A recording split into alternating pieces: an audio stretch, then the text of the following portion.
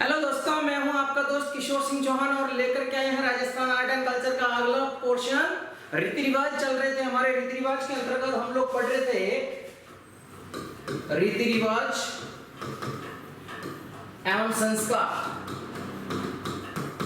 यहां पर 4 प्रकार के संस्कारों की हम लोगों ने बात की थी। सबसे पहले जन्म संबंधी संस्कार। इसी के साथ में हम लोगों ने 2 नंबर पे देखा था मृत्यु संबंधी शोक संस्कार या शोक संबंधी संस्कार। तीसरे नंबर पे देखे थे हम लोगों ने विवाह संबंधित संस्कार और नंबर 4 पे देखे थे अन्य सभी संस्कार। जो भी बच जाते हैं अन्य सभी संस्कारों की श्रेणी के अंतर्गत इनको हम लोग शामिल करेंगे। आज हम लोग देख रहे हैं जन्म संबंधी संस्कार। और जन्म संबंधी संस्कार भी 2 भागों में बांटे जाते हैं। एक जन्म संबंधी संस्कार जो होता है वो 16 संस्कार जन्म संबंधी 16 संस्कारों की श्रेणी के अंतर्गत आता है। जन्म संबंधी संस्कारों को हम लोगों ने 2 भागों में बांटा गया है। एक नंबर पे तो है 16 संस्कार, जन्म संबंधित 16 संस्कार और जन्म संबंधित अन्य संस्कार। तो हम लोग आज अध्ययन करेंगे जन्म संबंधित 16 संस्कार। जन्म संबंधी 16 संस्कार। दोस्तों, जब शिशु माता के गर्भाशय में होता है उस समय से लेकर के इंसान मर जाता है और उसका दाह संस्कार होता है, उसके बीच की पूरी एक जो कड़ी होती है जिसे हम लोग हिंदू संस्कृति में 16 संस्कारों का नाम देते हैं। तो आइए हम इन 16 संस्कारों को नाम से पढ़ते हैं। जन्म संबंधी 16 संस्कार। तो आप लोगों को मैं याद कराने के लिए 16 संस्कार के लिए हिंट लिखता हूं कि यहां पर मैं एक ट्रिक्स लिखता हूं। मैंने लिखा गप्पू, यहां पर मैं लिख रहा हूं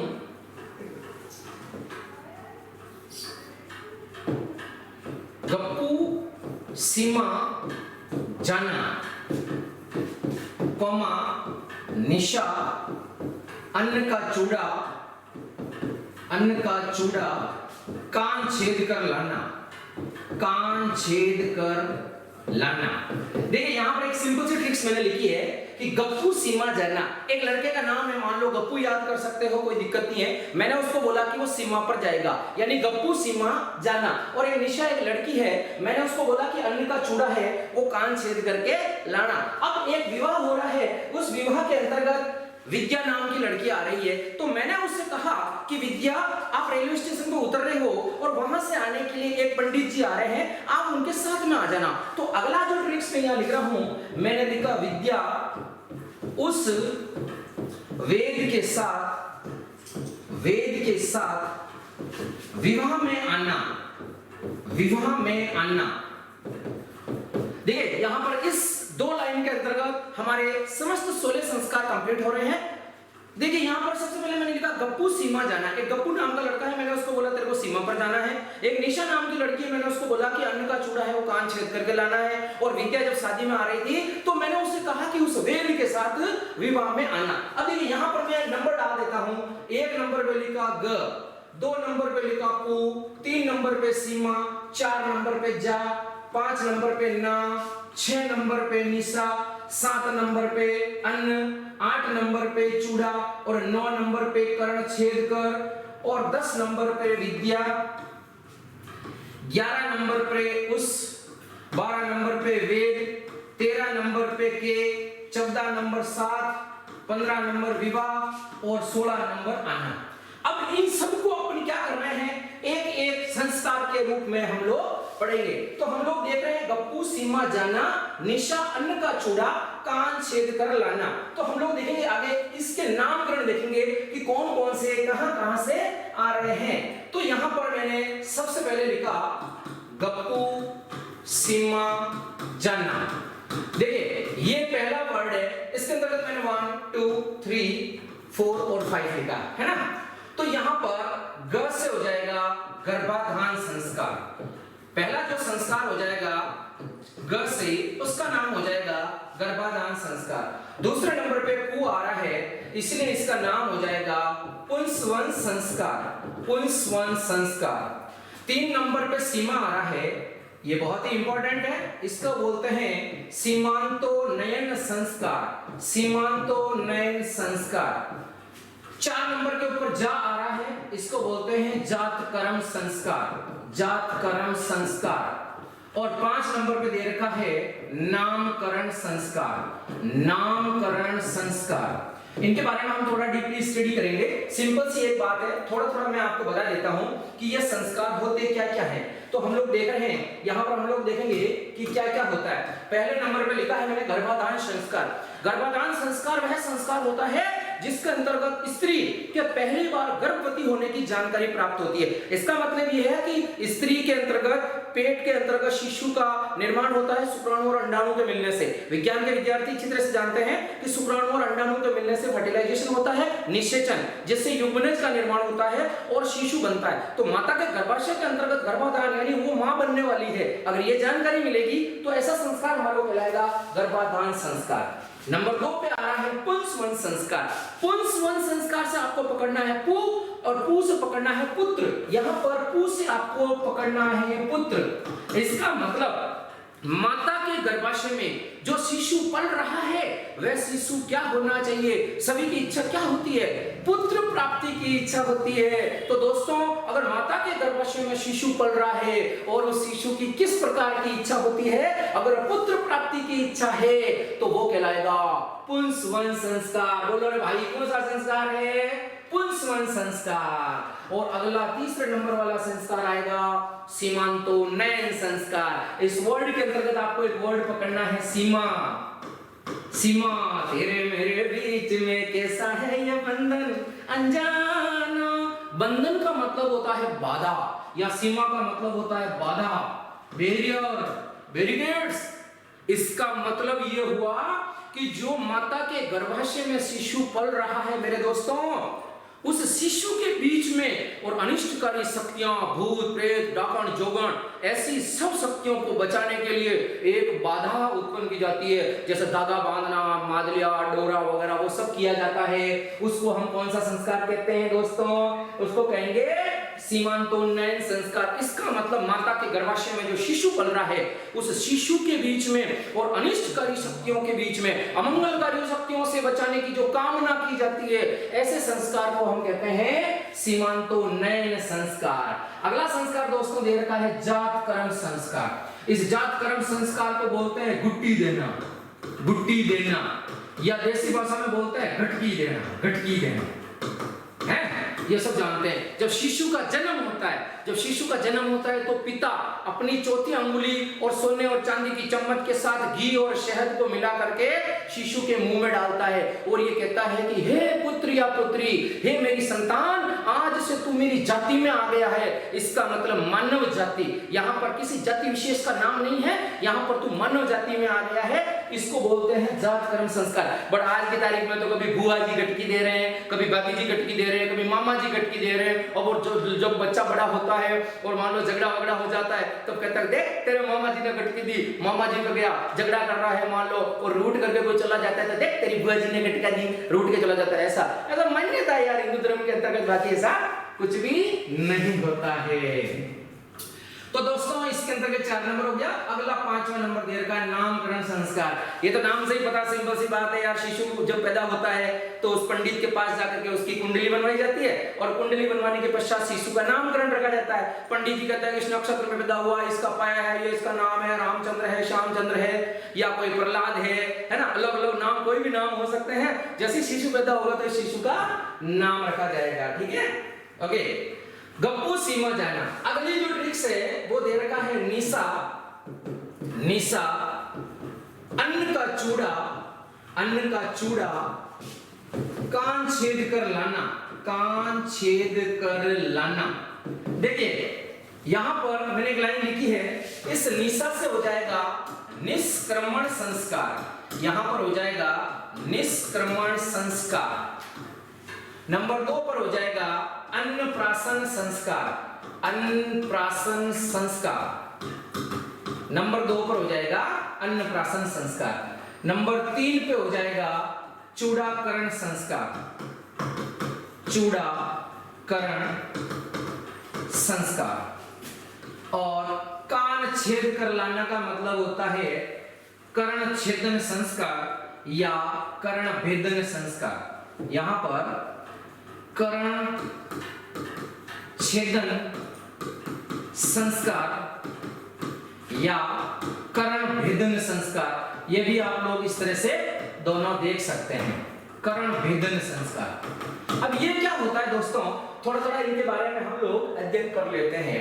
सबसे पहले आ रहा है दोस्तों, आपको पता हो तो निष्क्रमण संस्कार। देखिए दोस्तों, यहां पर जो आ रहा है निष्क्रमण संस्कार, आप लोगों को दोस्तों निष्क्रमण में एक वर्ड को पकड़ना है, यहां पर क्रमण वर्ड को पकड़ना है और ट्रिक्स याद करनी है भ्रमण।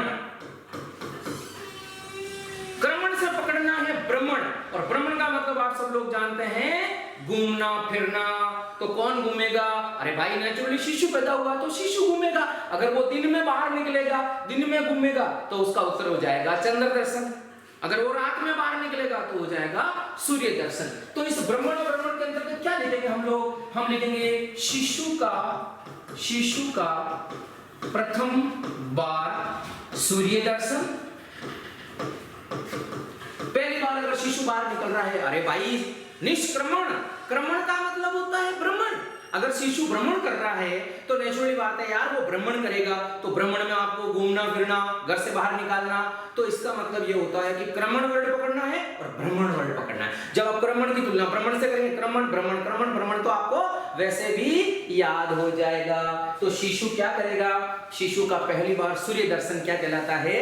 निष्क्रमण संस्कार। ठीक है भाई, अगला संस्कार दे रखा है अन्नप्राशन संस्कार। इस संस्कार को देशाटन संस्कार भी कहते हैं।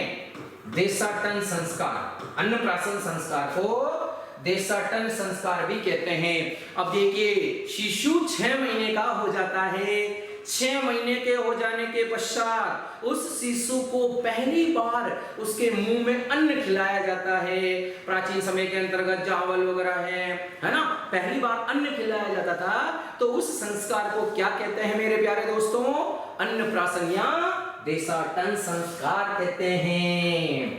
अगला जो संस्कार दे रखा है दोस्तों, अगला संस्कार देखिए, यहां पर जो अगला संस्कार दे रखा है, इस संस्कार के अंतर्गत हम लोग देख रहे हैं, ये देखिए चूड़ाकरण संस्कार। इसको हम देसी भाषा में बोलते हैं मुंडन, इसी को हम देसी भाषा में बोलते हैं जड़ूलिया, इसी को बोलते हैं बाबरी, कहीं कहीं बोलते हैं बाबरी कटवाना, या इसी को बोलते हैं टकला होना। सिंपल सी बात है, टकला है ना।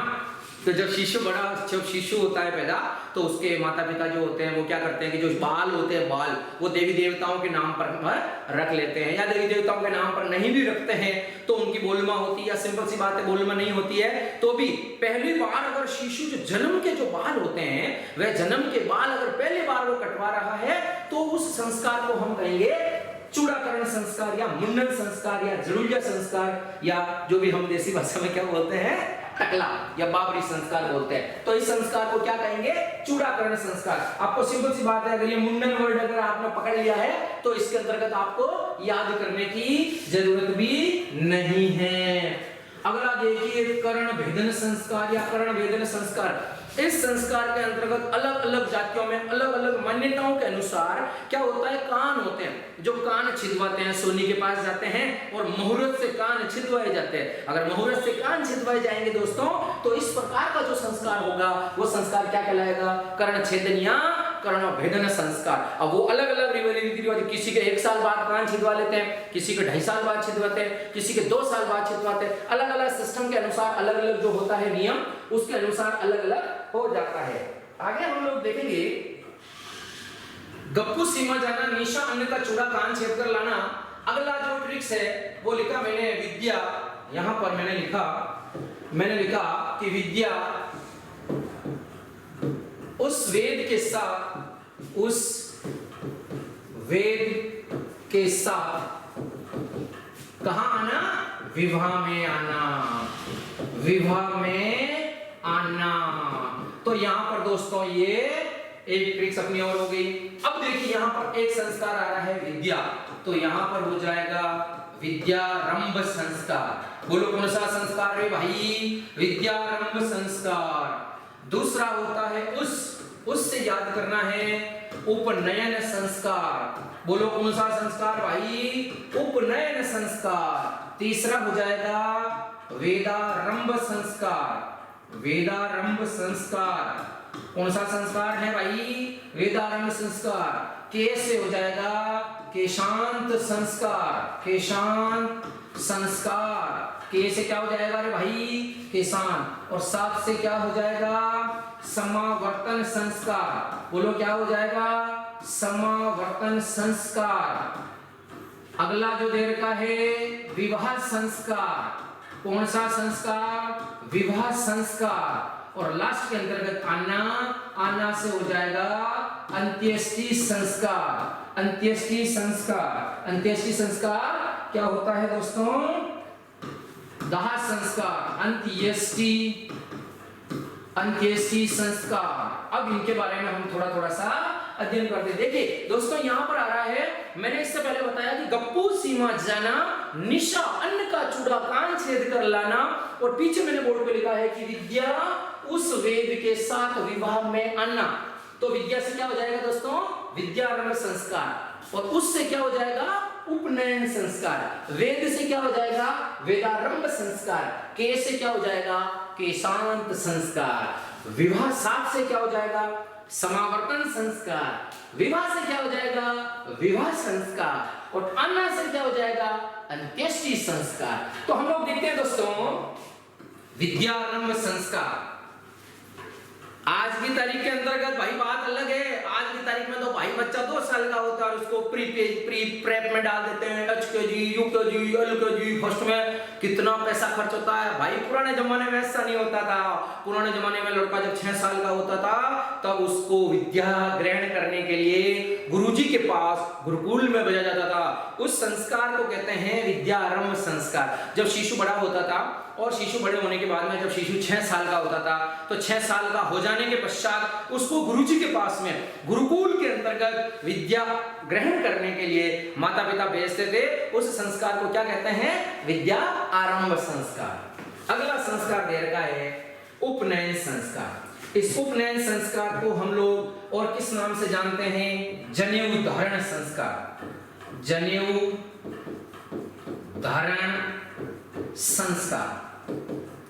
देखिए जब शिशु ब्राह्मण, क्षत्रिय और वैश्य 3 जातियों के अंतर्गत जनेऊ धारण की जाती थी। प्राचीन समय के अंतर्गत 4 वर्ण होते थे, ब्राह्मण, क्षत्रिय, वैश्य और शूद्र, है ना। तो उसके अंतर्गत जो ब्राह्मण बालक होता था वो 8वें वर्ष जनेऊ धारण करता था, है ना। क्षत्रिय बालक होता था वो 11वें वर्ष करता था, और वैश्य बालक होता था वो 12वें या 13वें वर्ष करता था। और क्षुद्र बालकों को जनेऊ धारण करने का अधिकार प्राचीन समय में प्राप्त नहीं था। अब जनेऊ का मतलब होता है, यहां पर जनेऊ शब्द का शाब्दिक अर्थ होता है द्विज। द्विज, द्विज का मतलब होता है 2 बार जन्म लेने वाला, यानी कि जो जनेऊ धारण करता है वो जनेऊ धारणकारी को 2 बार जन्म लिया हुआ माना जाता है। अब परीक्षा में प्रश्न आता है कि जनेऊ धारण करने का सबसे अच्छा दिन कौन सा माना जाता है, तो उसका उत्तर हो जाएगा दोस्तों रक्षाबंधन। अगर मैं परीक्षा में बात करूं सर्वोत्तम दिन कौन सा होता है, सर्वोत्तम दिन जनेऊ धारण करने का सर्वोत्तम दिन कौन सा होता है, तो वो आपका उत्तर हो जाएगा रक्षाबंधन, है ना। तो दोस्तों रक्षाबंधन के दिन जनेऊ धारण करना उचित माना जाता है, सर्वश्रेष्ठ माना जाता है। अगला जो संस्कार आ रहा है इसको बोलते हैं वेदारंभ संस्कार। गुरुकुल के अंतर्गत जो शिशु बड़ा होता था विद्या ग्रहण करने के लिए जाता था, और विद्या ग्रहण के पश्चात में वहां पर गुरुकुल में 4 वेदों का अध्ययन करवाया जाता था। इस संस्कार को क्या कहते हैं दोस्तों? वेदारंभ संस्कार। अगला संस्कार दे रखा है केशांत संस्कार। इसको हम गोदान संस्कार भी कहते हैं। केशांत संस्कार को ही क्या कहेंगे? गोदान संस्कार। शिशु इस संस्कार के अंतर्गत चेहरे और मूंछों के ऊपर सारे बाल कटवा लेता था, सिर के सारे बाल कटवा देता था, और हिंदू धर्म के अंदर केवल एक चोटी रखता था, है ना। उस चोटी रखता था और इस कंडीशन के अंतर्गत गाय का दान करता था। इस कंडीशन को क्या कहते हैं, या इस संस्कार को क्या कहते हैं? केशांत संस्कार या गोदान संस्कार। केश का अंत करना, सिंपल सी बात है, केशांत, है ना। तो चेहरे से बाल कटवा लेता था, चेहरे दाढ़ी मूंछों से बाल कटवा लेता था, सिर से बाल कटवा करके टकला हो जाता था, और उसके बाद में वो क्या करता था? केवल चोटी रखता था तो उसको क्या बोलेंगे कि शांत संस्कार। अगला जो संस्कार दे रखा है दोस्तों यहां पर समावर्तन संस्कार।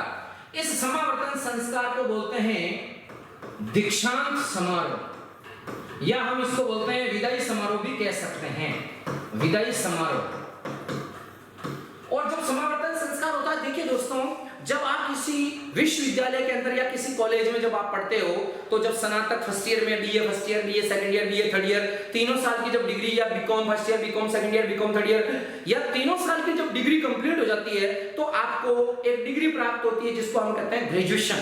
ग्रेजुएशन की डिग्री प्राप्त होती है जिसको हिंदी में बोलते हैं स्नातक। तो यहाँ पर ये जब समावर्तन संस्कार होगा, इस समय जो व्यक्ति शिशु जो होता है वो कैसा कहलाएगा? स्नातकधारी कहलाता है। स्नातक बोलो दोस्तों, कैसा कहलाएगा वो? स्नातक उत्तीर्ण, वो कहलाता है स्नातक उत्तीर्ण। स्नातक, स्नातक यानी ग्रेजुएशन, यानी यहां से जब शिशु वहां से शिक्षा ग्रहण करने के पश्चात में अपने गुरु को गुरु दक्षिणा देता है और वहां पर विदाई लेकर के जब वापस घर की तरफ लौटता है, समावर्तन शिक्षा पूर्ण करने के पश्चात वापस पुनः अपने घर की ओर लौटना, इस संस्कार को दोस्तों कहेंगे समावर्तन संस्कार। इस संस्कार को क्या कहेंगे? समावर्तन संस्कार। दीक्षांत समारोह, कन्वोकेशन आप जानते हैं, विदाई समारोह भी कह सकते हैं। शिक्षा ग्रहण करने के पश्चात, शिक्षा पूर्ण करने के पश्चात पुनः घर की तरफ लौटना। आगे दे रखा है विवाह संस्कार। और वाह, मजा आ गया। ऐसा संस्कार की तो सभी आज की तारीख में युवा पीढ़ी वेट करते हैं। कौन सा संस्कार हो जाएगा? विवाह संस्कार, जिसके अंतर्गत क्या होते हैं? युवक और युवती मिलकर के अच्छे अच्छे सपने देखते हैं और सपने बुनते हैं, फिर वो आपस में क्या करते हैं? शादी कर लेते हैं, है ना? तो इस संस्कार को क्या कहेंगे? विवाह संस्कार। सनम तेरी कसम हम तेरे हैं, है ना? तो इस प्रकार का जो संस्कार क्या हो जाएगा? विवाह संस्कार। और लास्ट के अंतर्गत राम नाम सत्य है, ये हो गया रे भाई अंत्येष्टि संस्कार। अंत्येष्टि संस्कार को क्या बोलेंगे रे? दाह संस्कार। राम नाम सत्य है, सत्य लोग सत्य है। जैसा इंसान नग्न अवस्था में आया था, उसी नग्न अवस्था में यहाँ पर दाह संस्कार हो गया। इस प्रकार जब शिशु का जन्म होता है, शिशु मां के पेट में होता है, गर्भाधान संस्कार होता है, वहां से लेकर के इंसान जब जल जाता है, दाह संस्कार हो जाता है, इस पूरी संपूर्ण प्रक्रिया को क्या कहेंगे? 16 संस्कार। तो देखिए दोस्तों, यहाँ पर जब मैंने आपको प्रारंभ के अंतर्गत बताया था कि गप्पू सीमा जानना, निशा अन्न का चूड़ा कान छेद कर लाना, विद्या उस वेद के साथ विवाह में आना। यहाँ पर घर से गर्भाधान संस्कार से लेकर के आना, अंत्येष्टि संस्कार तक का ये पूरा संपूर्ण जो प्रोसेस बताया है, ये कहलाता है जन्म संबंधी संस्कार। अब यहाँ पर देखिए दोस्तों, जन्म संबंधी अन्य संस्कार कुछ आते हैं। अन्य संस्कार, अन्य संस्कार देखिए, जन्म संबंधी अन्य संस्कार। एक संस्कार आता है जिसको बोलते हैं जन्मोत्सव संस्कार। जन्मोत्सव, जन्मोत्सव संस्कार। ये जन्मोत्सव संस्कार क्या होता है दोस्तों? कि जब पुत्र प्राप्त होता है या पुत्र पैदा होता है, तब यहाँ पर क्या करते हैं?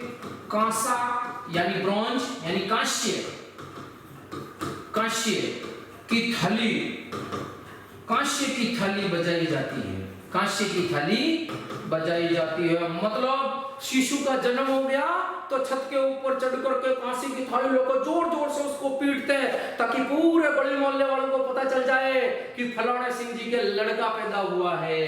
अब यहाँ पर पुत्री जन्म अगर हो गया, पुत्री जन्म, तो पुत्री जन्म होता है उस समय बोलते हैं सूप या सूपड़ा, या इसको बोलते हैं छाजला।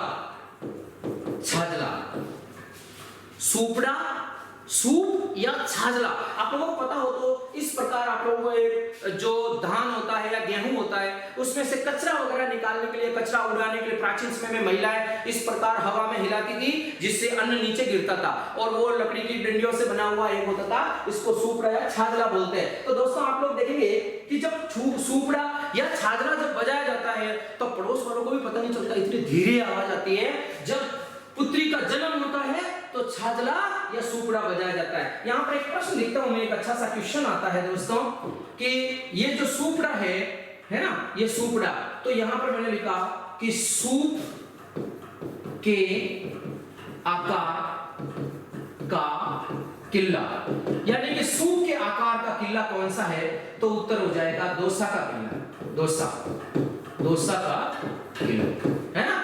ओके, अब देखिए एक अगला संस्कार और आता है जिसको बोलते हैं आख्या संस्कार या साठिया संस्कार या स्वास्तिक भेंट संस्कार, स्वास्तिक भेंट संस्कार।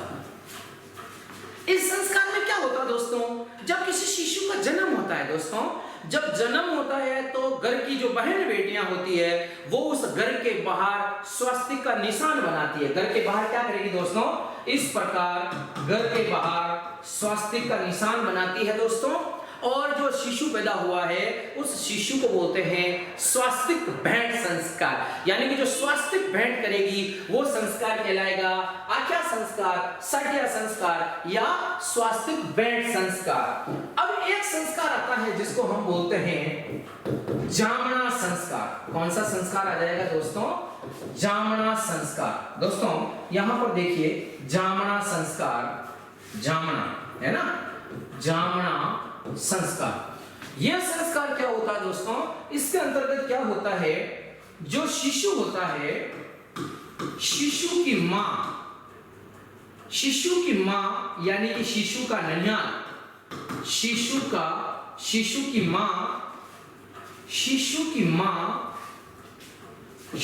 मां के पीहर पक्ष की तरफ से शिशु एवं शिशु की मां के लिए वस्त्र, आभूषण या गिफ्ट। देखिए दोस्तों कितना अच्छा संस्कार है। शिशु जो पैदा हुआ है उस शिशु की मां के लिए भी नाना जी और मामा जी कपड़े लाते हैं, सोने चांदी के आभूषण लाते हैं, मजे ही मजे हैं। तो इस प्रकार का संस्कार दोस्तों क्या कहलाएगा, जामना संस्कार। अरे भाई ये जामना है, जामना, जीमना नहीं है। अगर आप इसको जी कर दोगे तो फिर जीमने वाला संस्कार हो जाएगा। खाओ पियो और आनंद करो, जीमना संस्कार है ना। नेक्स्ट, इस संस्कार से रिलेटेड अब शिशु के, यहां पर मैंने बताया शिशु जन्म पर कौन सा लोकगीत गाया जाता है, तो इसका आंसर हो जाएगा हुल्लर गीत या जच्चा गीत। और सिंपल सी बात है, लोरी सुनाते हैं, जिसको लोरी भी बोल सकते हैं वैसे अपन देसी भाषा के अंतर्गत। इस प्रकार से अगर हम लोग देख रहे हैं तो क्या हो जाएगा, लोरी या शिशु जन्म पर कौन सा लोकगीत गाया जाता है, जच्चा गीत। अब शिशु जन्म से संबंधित एक आता है जलवा पूजन। देखिए इस संसार के अंतर्गत क्या होता है, शिशु जन्म के 21वें दिन जो शिशु की मां होती है, शिशु की मां होती है, वो क्या करती है, जल देवता की पूजा करती है।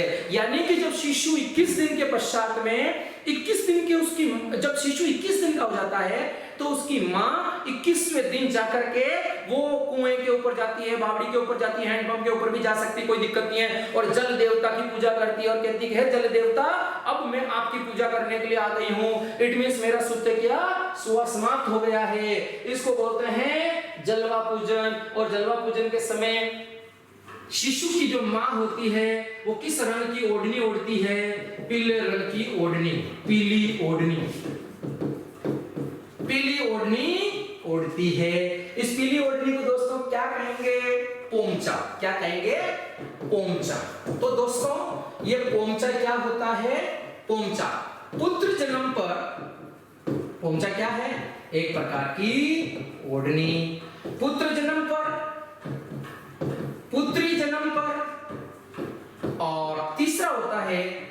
विधवा महिलाएं, विधवा महिलाएं किस प्रकार का पोंचा पहनती है।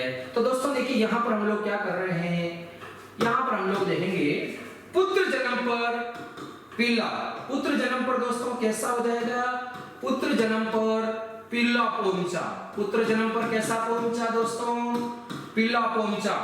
पुत्री जन्म पर कैसा हो जाएगा, गुलाबी पोंचा, बोलो कैसा हो जाएगा, गुलाबी पोंचा।